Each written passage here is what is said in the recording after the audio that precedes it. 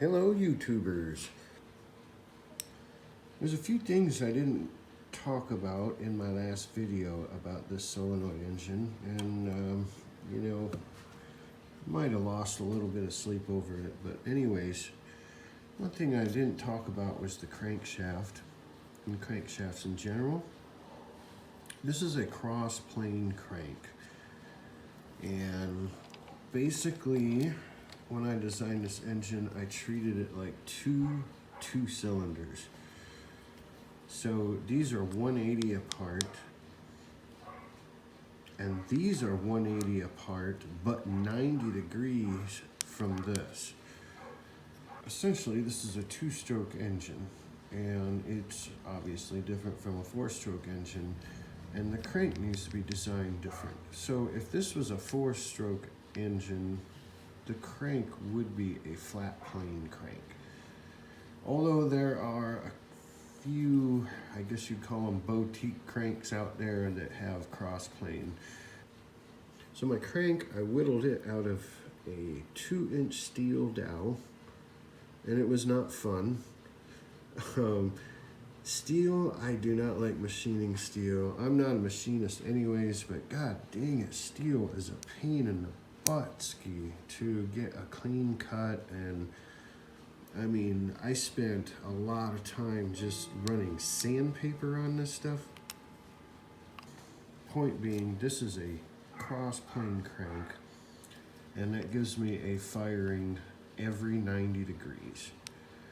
And so at any given time in the engine cycle, there are always two, well, I was going to say pistons, but we don't call them pistons. They're slugs or plungers. So these slugs, at any given time, there's two slugs pulling down on it because of the overlap. In a perfect world, what I call the dwell, which is how long the power stays on, how to get the spark, the power, to dwell through the stroke. And I need to be able to control it. And so my rockers, they are adjustable. Let me get over here. And so these rockers are adjustable, and I can control when it makes contact, and then on the cam lobe, it keeps pushing it down. So that little tab right here, there's a spring underneath it. Probably cannot see it, but that spring is right there underneath it. So as the rocker turns, as the rocker rocks, so right there, there's a little gap in between the points. So that requires a little bit of time. That has to be included in the stroke. So as it comes down, now it makes contact. It's putting power to the system through the stroke, and then it starts coming back off. Right there, it starts breaking contact, right before bottom dead center. Now in a perfect world, that dwell would stay on 180 degrees as the crank turns. But that doesn't work so well. I start running into problems with it bucking itself, or it just doesn't shut off in time. And so really, the dwell is about 140 degrees on these.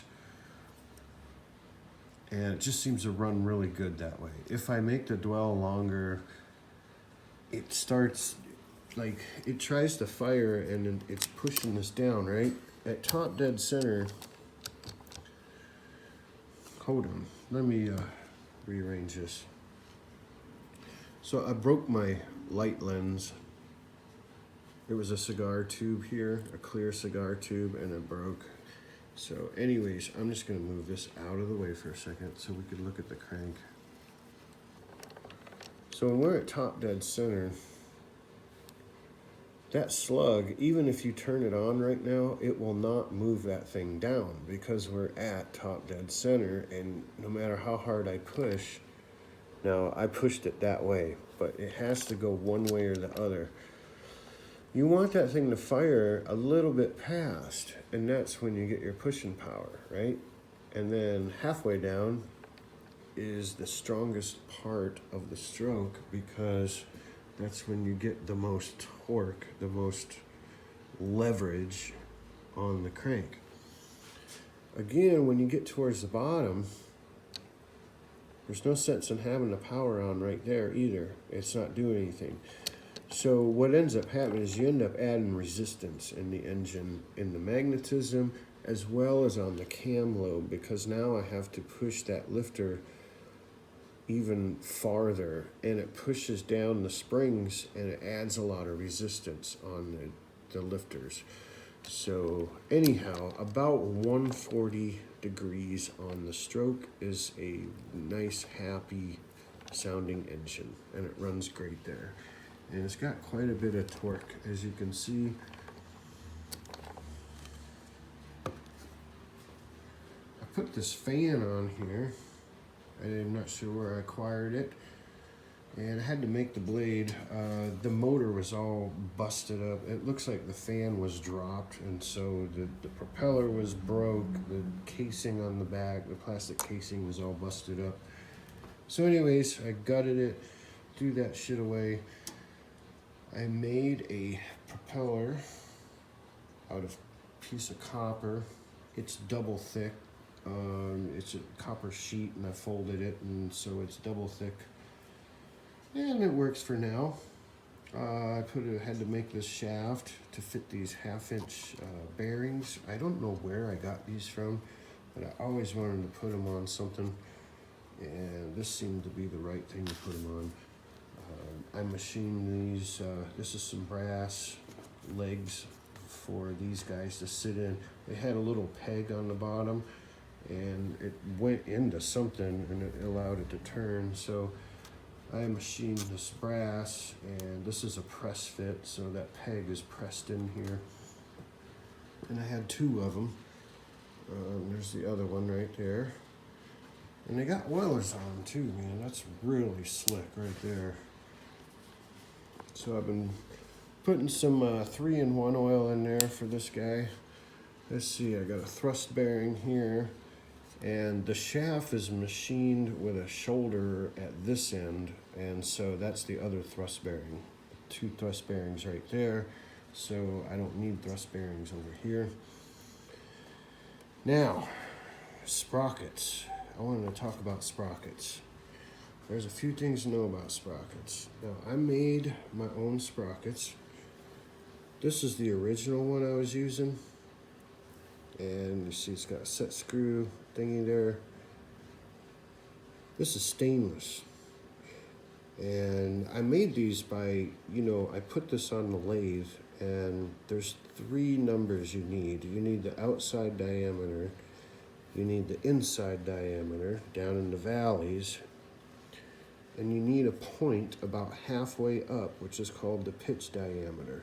You mark that on the lathe, you get your 3 marks, and then I take it over to the drill press, and after laying it out very carefully, and so we drill the holes for these valleys, and I shape the points a little bit with a grinder.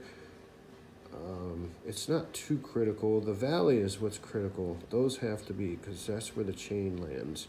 The points don't really matter as long as it clears when the chain leaves the sprocket, because if you don't do it right, this point will hook the chain and try to pull it into itself. So it has to release nice and smooth. Anyhow, this gear worked pretty darn good, except it was really damn noisy. Stainless is unforgiving, and it was just a noisy ass chain. So I made another one out of nylon. It made it a lot more quiet,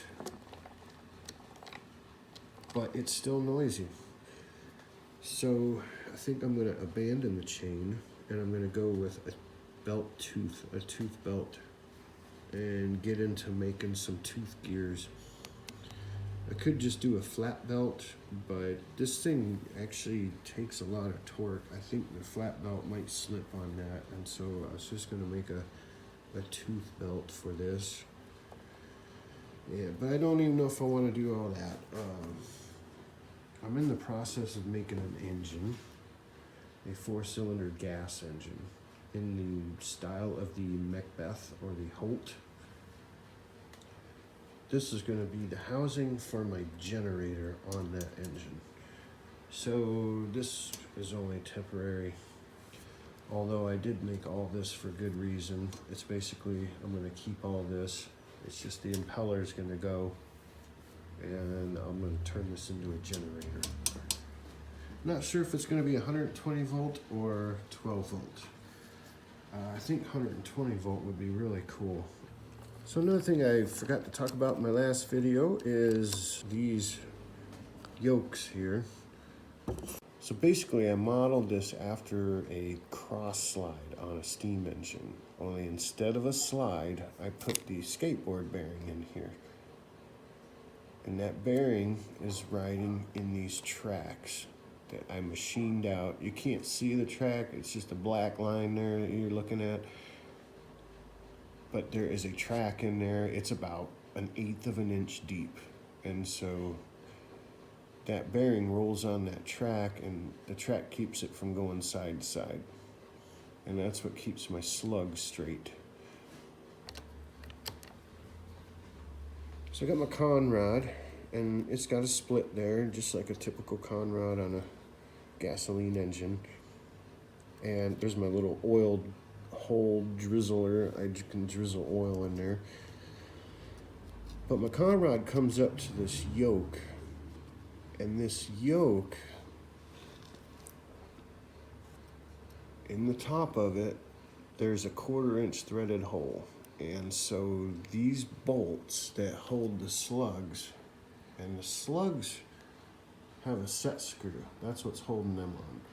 And this is literally a 1/4 inch bolt with the head cut off. It goes all the way down through. Goes all the way down through, and it screws into the top of this yoke.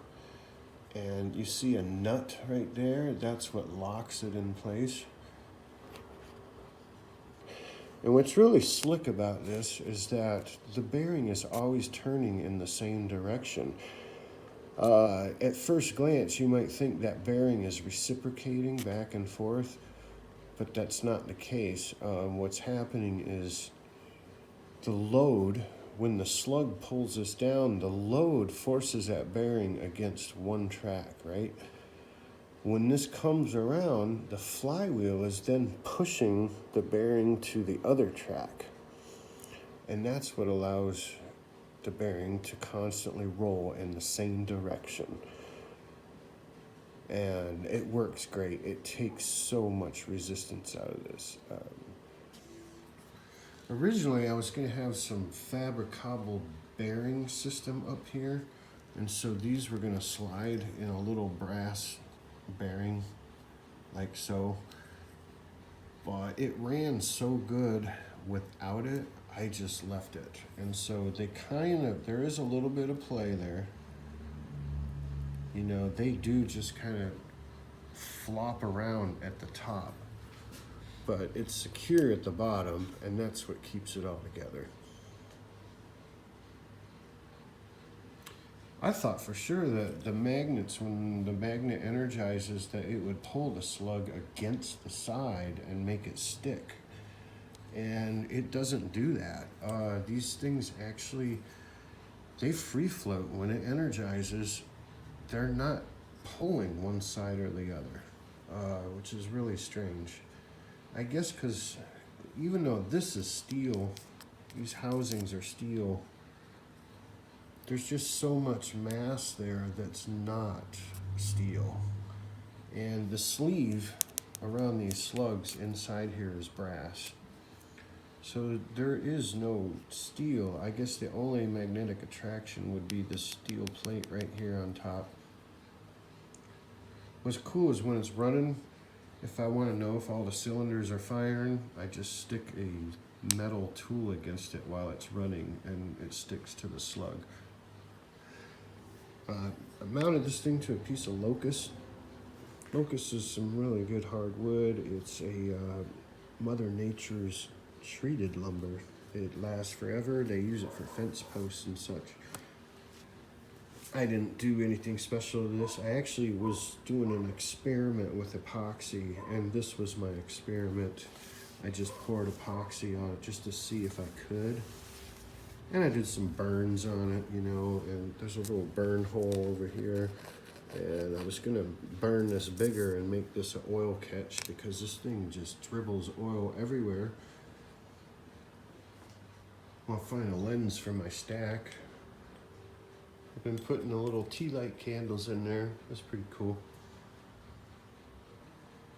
Well, I hope you enjoyed my crappy video. I enjoy this engine very much, and I'm hoping to share some of this knowledge with people because I know when I started out in machining, which is just a few years ago, about 4 years ago, there were so many questions that I had, and you need to already have some skills to begin with. Then you can go through and learn little bits of information to make your skills better. But what I've discovered is YouTube is not going to show you how to be a machinist. That part has to be done on your own. So anyhow, maybe I can just spread a little bit of knowledge. I'm not trying to teach you how to do anything in particular, but maybe there's something out of this that you like and you can apply to your own engine. So with that, Yahoo!